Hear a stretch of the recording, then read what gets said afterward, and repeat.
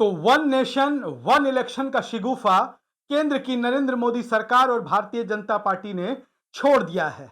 लोकसभा के चुनाव करीब हैं, इंडिया गठबंधन की बैठक जारी है और जिस तरीके से इंडिया गठबंधन की बैठक सफलता के साथ लगातार संपन्न हो रही है, वो भारतीय जनता पार्टी को परेशान करने वाली है। और इसी की वजह से अब वन नेशन वन इलेक्शन का शिगुफा केंद्र की सरकार और बीजेपी की ओर से छेड़ दिया गया है।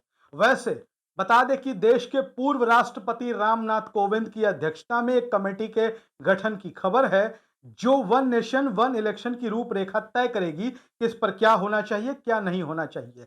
वैसे आपको बता दें कि केंद्र की सरकार अगर इससे संबंधित कोई फैसला लेगी तो पूरा देश उससे प्रभावित होगा, लेकिन सबसे ज्यादा अगर कोई राज्य प्रभावित होगा इससे तो उसका नाम है बिहार।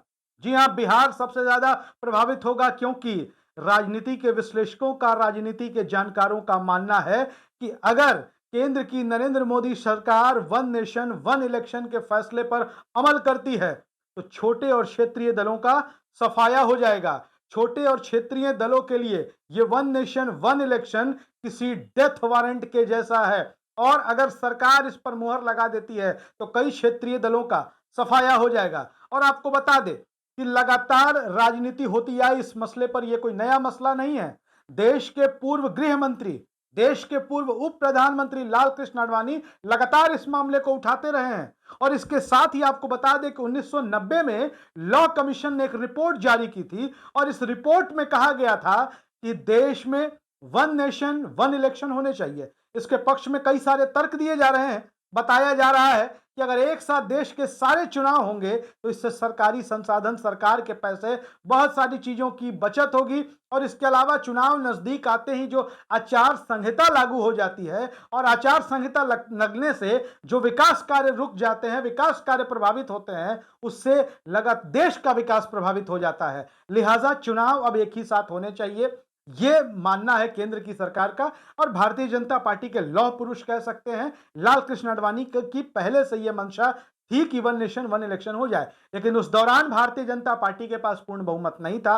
वो एनडीए के साथ सरकार में थे, न उनके पास राज्यसभा में बहुमत था, न लोकसभा में बहुमत था। इसलिए उस वक्त वो अपने मनोनुकूल, अपनी अपेक्षा के अनुरूप इस बिल को पारित नहीं करा पाए। लेकिन अब बताया जा रहा है कि 5 दिनों का स्पेशल सेशन बुलाया गया है पार्लियामेंट का, और उसके बाद वन नेशन वन इलेक्शन पर बात हो सकती है, चर्चा हो सकती है। लेकिन आपको बता दें कि क्षेत्रीय दलों के लिए और बिहार के लिए ज्यादा नुकसानदेह क्यों है। दरअसल आप समझिए कि जब एक साथ सारे चुनाव होंगे, लोकसभा के चुनाव होंगे, विधानसभा के चुनाव होंगे, तो क्या लोकसभा चुनाव के लिए आप अलग पार्टी के प्रत्याशी को वोट देंगे और विधानसभा चुनाव के लिए अलग पार्टी के प्रत्याशी को? ऐसा बिल्कुल नहीं होता। घर से मन बना के चलेंगे। लोकसभा का चुनाव होगा तो भारतीय जनता पार्टी को देंगे या कांग्रेस को उम्मीदवार को देंगे, और विधानसभा के भी लिए जब दूसरा वोट देना होगा, जब ईवीएम का दूसरा बटन दबाना होगा, तो लोग वहीं चले जाएंगे। क्षेत्रीय दलों के लिए बड़ा खतरनाक है, और बिहार में सबसे ज्यादा क्षेत्रीय दल हैं। आप समझिए कि बिहार में आज तक भारतीय जनता पार्टी अपने बूते कभी सत्ता में नहीं आ सकी। अपने बूते क्या, बिहार में बीजेपी कभी सरकार ही नहीं बना सकी। वो लंबे समय तक शासन में रही, सत्ता में रही, नीतीश कुमार के साथ रही। कांग्रेस का बिहार में हाल आपको पता है। बिहार में कांग्रेस खुद आरजेडी या महागठबंधन कह ले उसकी बैसाखी पर है।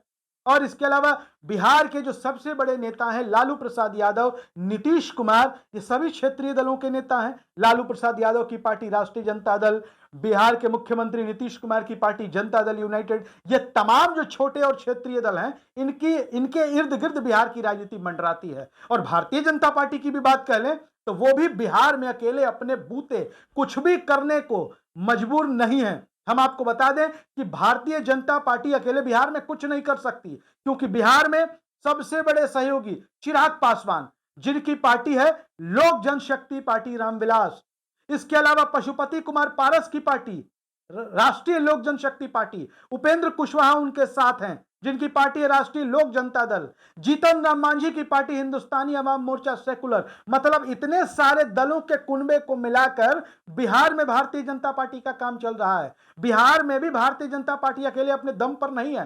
केंद्र में भारतीय जनता पार्टी की सत्ता अपनी बदौलत है, लेकिन उन्होंने भी एनडीए की बैठक बुलाई। आपने देखा जब इंडिया गठबंधन की बैठक सफल होने लगी, इंडिया गठबंधन चर्चा में आ गया और इंडिया गठबंधन के नेता एक दूसरे के साथ हाथ में हाथ मिलाते हुए फोटो खिंचाने लगे, तो बीजेपी को भी आवश्यकता महसूस हुई कि भाई हम भी अपना गठबंधन सामने करें। 2014 के बाद उनको कभी एनडीए नजर नहीं आया। नीतीश कुमार तो खुद आरोप लगा रहे हैं इस बात का। बिहार के मुखिया नीतीश कुमार या जनता दल यूनाइटेड, वो तो शुरू से भारतीय जनता पार्टी के साथ थे, लंबे समय तक बीजेपी के साथ रहे, लेकिन साफ तौर पर उनका कहना है कि सब कुछ के बावजूद कभी भी एनडीए की बैठक नहीं बुलाई गई। लेकिन आज जब इंडिया गठबंधन आगे बढ़ने लगा तो भारतीय जनता पार्टी बैठक करने लगी एनडीए की। लेकिन एनडीए की जो बैठक हुई उसमें मन मुताबिक नेता नरेंद्र मोदी के नहीं थे।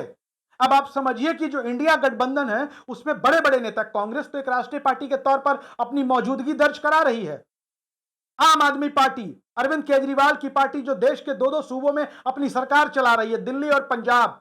ममता बनर्जी देश के एक बड़े राज्य पश्चिम बंगाल में अपनी सरकार चला रही हैं। नीतीश कुमार जैसा बड़ा नाम जो बिहार के लंबे अरसे तक मुख्यमंत्री हैं। लालू प्रसाद यादव जैसा बड़ा चेहरा इंडिया गठबंधन का हिस्सा है। तमिलनाडु जैसे बड़े स्टेट के मुख्यमंत्री एमके स्टालिन और उनकी पार्टी डीएमके इसमें शामिल होती हैं। बाकी छोटे छोटे भी दल हैं और सबका सम्मान अखिलेश यादव, देश की के सबसे बड़े सूबे उत्तर प्रदेश के नेता, पूर्व सीएम, और वहां पर राष्ट्रीय लोकदल चौधरी जयंत चौधरी की पार्टी।